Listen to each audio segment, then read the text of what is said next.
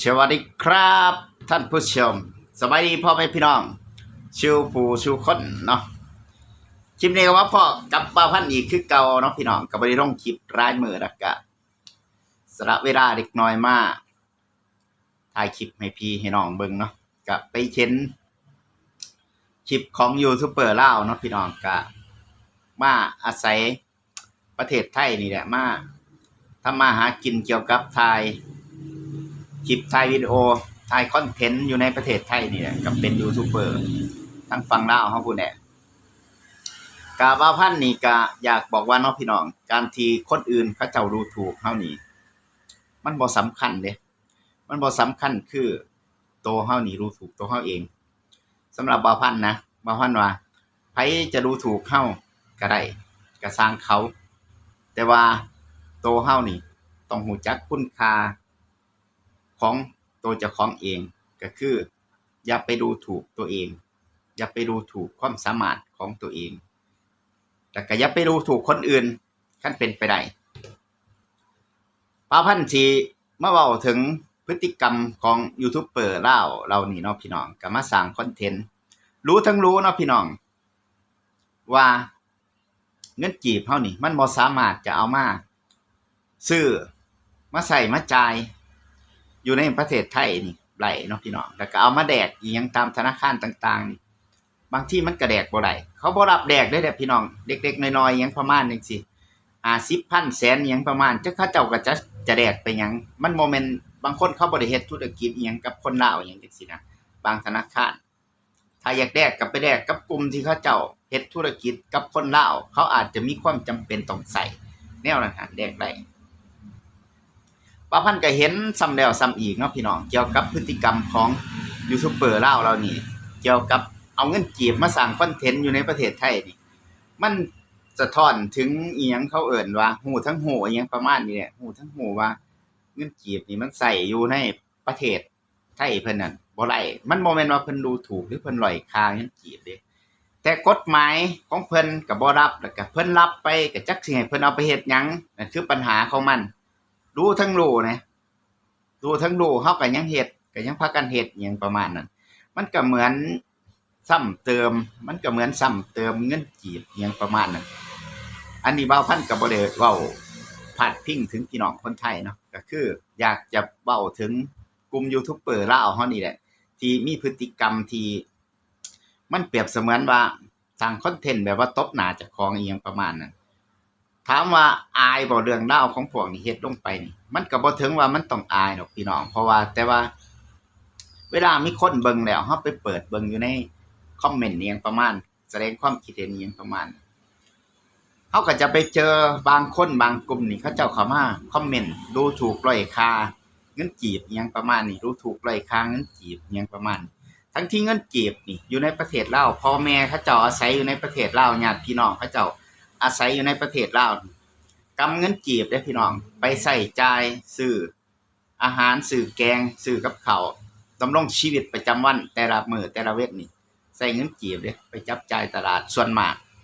จะใช้เงินกีบเด้เพื่อใช้จ่ายดำรงชีวิตเห็นบ่มันมีบุญมันมีคุณค่ามันมี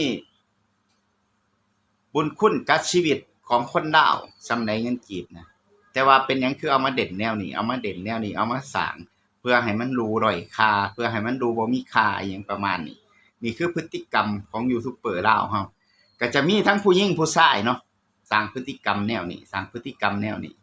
นี่แหละพี่น้องบ่าวพันธุ์ถึงบอกว่าคนอื่นหั่นเขาเจ้าจะดูถูกเฮาจังได๋ก็ได้แต่เฮาอย่าไปดูถูกตัวเองการที่เอาเงินกีบเฮามาใส่มาสร้างคอนเทนต์อยู่ในประเทศไทยนี่ก็คือกันมันก็บ่ต่างหยังกับเฮานี่กำลังดูถูกตัวเฮาเองทั้งที่หูทั้งหูบนโลกใบนี้หั่นมันบ่มีแต่เงินกีบเด้อพี่น้องที่เอามาใส่อยู่ในประเทศไทยบ่ได้มันมีเงินหลายสกุลมากๆทั่วโลกใบนี้ที่เอามาใส่อยู่ในพื้นแผ่นดินไทยนี่บ่ได้แล้วก็บ่มีชาติใดเข้ามาเฮ็ดคอนเทนต์แนวนี้มีแต่ยูทูบเบอร์ลาวมีแต่คนลาวเฮานี่สร้างคอนเทนต์พฤติกรรมอิหยังก็บ่ฮู้ออกมาสู่สายตาชาวโลกชาวโซเชียลให้เขาเจ้าได้เห็นบางคนที่เขาเจ้าเห็นพฤติกรรมการสร้างคอนเทนต์แนวนี้เขาก็มองว่าคอนเทนต์ปัญญาอ่อนค คอนเทนต์สิ้นคิดอิหยังประมาณนั้นบ่มีปัญญาจะคิดจะสร้างคอนเทนต์ดีๆขึ้นมาอิหยังประมาณนี้เอาไปเอามาเอาเงินศาสตร์เจ้าของเอามาเด่นเอามาสร้างคอนเทนต์ให้คนอื่นเบิ่งเพื่อให้เขาเจ้าบางคนที่เขาเจ้าบ่มักเงินกีบอิหยังแนวแบบของคนลาวอยู่แล้วอิหยังประมาณเขาเจ้าก็เข้ามาคอมเมนต์ปูยี่ปูย่ำต่างๆนานาอิหยังประมาณนี้ซึ่งบ่าวพันธุ์เข้าไปเห็นแล้วก็ถามว่ารับได้บ่มันก็บ่ได้ถึงว่ารับบ่ได้ดอกพี่น้องแต่มันก็บ่น่าจะเฮ็ดนะเพราะว่าคนเฮานี่มันก็ฮู้ดีอยู่แล้วเนาะว่าเฮาก็ฮู้อยู่แก่ใจเฮาอยู่แล้วว่ามันใส่บ่ได้แล้วก็มันก็แดกบ่ได้ไงแล้วเป็นหยังคือพากันเฮ็ดอิหยังประมาณนั้นนั่นแหละพี่น้องหลายคนนี่บ่ได้เฮ็ดงานเหตุการณ์ดอกอยู่ในประเทศไทยนี่ก็คือเขามาจับกลุ่มกันสร้างคอนเทนต์เฮ็ดช่อง YouTube สร้างอันนั้นคอนเทนต์เกี่ยวกับไปถ่ายสถานที่หม้องนั้นหม้องนี้แล้วก็ชมประเทศไทยว่าเจริญจังซั่นจังซี่เข้าใจเนาะประเทศไทยเพิ่นเจริญอีหลีถึงเฮาบ่ชมเพิ่นถึงเฮาบ่อวยเพิ่นก็พัฒนาเพิ่นก็เจริญของเพิ่นอยู่แล้วเนาะพี่น้องมันบ่เกี่ยวกับเฮาว่าเฮาต้องไปถ่ายคอนเทนต์ไปสร้างคอนเทนต์แล้วก็ไปชมไปอันนั้นเขาเจ้าขนาดบางคนนี่ตื่นเต้นนู่นนี่นั่นสร้างอีหยังขึ้นมาสร้างคอนเทนต์แสดงอาการมันบ่แม่นว่า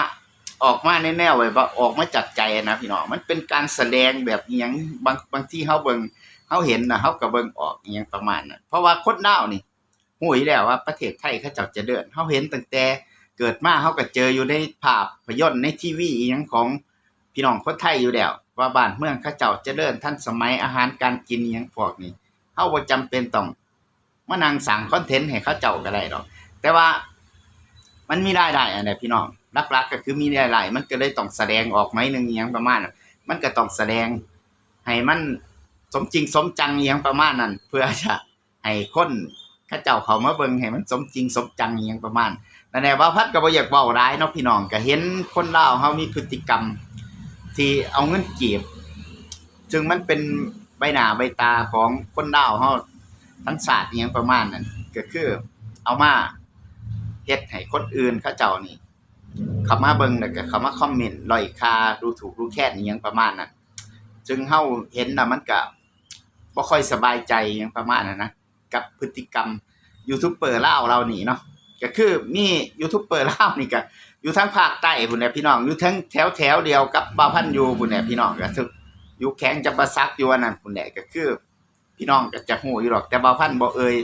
หรอกว่าเป็นช่องใดเป็นชื่อหยังจังไดมีทั้งผู้หญิงผู้ชายนั่นแหละพี่น้องมักไปถ่ายอยู่แถวสวนจตุจักรนั่นแหละส่วนมากก็ได้